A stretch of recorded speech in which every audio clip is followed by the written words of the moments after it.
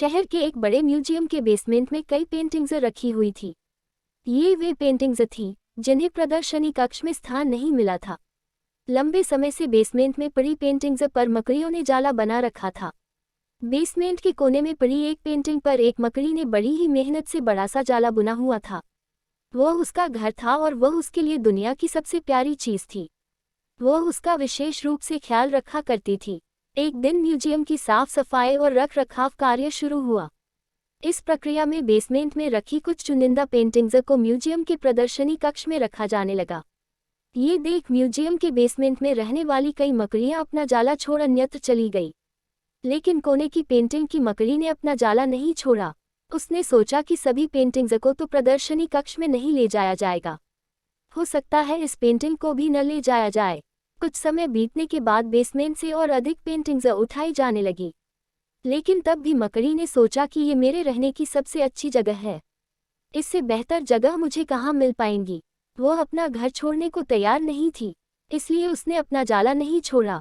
लेकिन एक सुबह म्यूजियम के कर्मचारी उस कोने में रखी पेंटिंग को उठाकर ले जाने लगे। अब मकड़ी के पास अपना जाला छोड़कर जाने के अतिरिक्त कोई विकल्प नहीं था। जाला न छोड़ने की स्थिति में वह मारी जाती। बुझे मन से उसने इतनी मेहनत से बनाया अपना जाला छोड़ दिया। म्यूजियम से बाहर निकलने के बाद वह कई दिनों तक इधर उधर भटकती रही। वह बड़ी दुखी रहा करती थी कि उसका खूबसूरत घर भगवान ने उससे छीन लिया और उसे इस मुसीबत में धकेल दिया।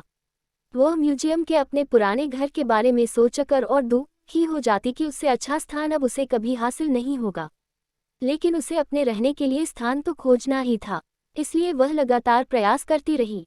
आखिर में एक दिन वह एक सुंदर बगीचे में पहुंची। बगीचे में एक शांत कोना था जो मकड़ी को बहुत पसंद आया।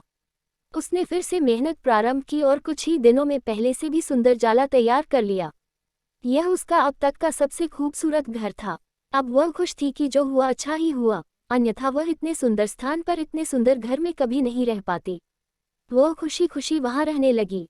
मॉरल, कभी कभी जीवन में ऐसा कठिन समय आता है जब हमारा बना बनाया सब कुछ बिखर जाता है। ऐसी परिस्थिति में हम अपनी किस्मत को कोसने लगते हैं या भगवान से शिकायतें करने लग जाते हैं।